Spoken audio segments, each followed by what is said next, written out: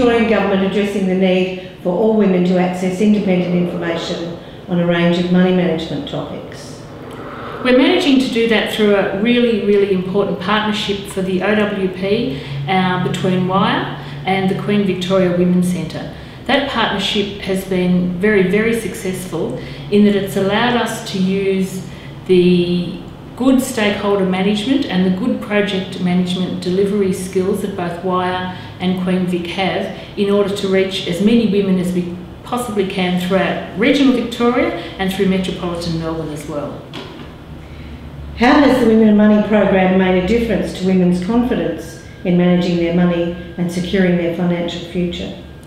Look, I think it's made a huge difference to women, and I think the process of having both seminars and workshops means that people can enter into finding out their own, personal needs about money in a way that works best for them. So they can, perhaps do a one-off seminar or just sort of find out about a topic of interest to them, or they can follow up with, a good four-week workshop series where they really get down and try and make some significant behavioural changes to their lives so that they're better off economically in the future. Did you have any other general comments that you'd like to make about the Women and Money program, Angela? I think that the fact that the program has been developed over a number of years means that we've got the product right. So we did the initial research, we worked with Wire and with some other organisations to find out what are the real issues and barriers for women, and then we developed some materials, some curriculum materials, and we developed some workshop materials that were based on very sound adult learning principles, and they're also based on the fact that we needed to have them gendered because these are for women and women have particular issues that they want addressed. So I think that has meant that what we've finally been able to roll out through, as I said, metropolitan Melbourne and regional Victoria has been incredibly successful for women and has really, pinpointed the exact needs that we wanted to achieve. So I think that's been a very successful program. I'd also like to say that using Queen Vic and Wire means that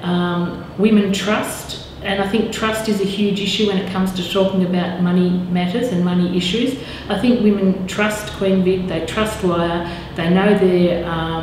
organisations that care about women, and they know they're not going to be sold a product or not, forced into some sort of financial commitment that they're not comfortable with. So I think the partnership has been critical in ensuring that women feel comfortable in getting the information they need. The other thing is that the information that we've been getting back from women and the information that we've been getting anecdotally about whether it worked has been overwhelmingly positive. People are coming back, so they're going 1 year maybe to a seminar and coming back for the workshops, or they're telling their friends to participate, or they just keep saying this works for us and we want to spread the word about how positive it is. So I think that in itself is a mark of success, the fact that we're getting return visitors, and we're also, they're telling their friends, they're telling their relatives, they're saying this is a really worthwhile program. We have, as well as our general program, we've also targeted 2 programs, one for CALD women and one for Indigenous women. Now, they have not only these circumstances that apply to women generally in Victoria, but they have some specific barriers, sometimes cultural, sometimes to do with language barriers, sometimes to do with economic or social barriers. So we needed to actually look at those population groups somewhat differently.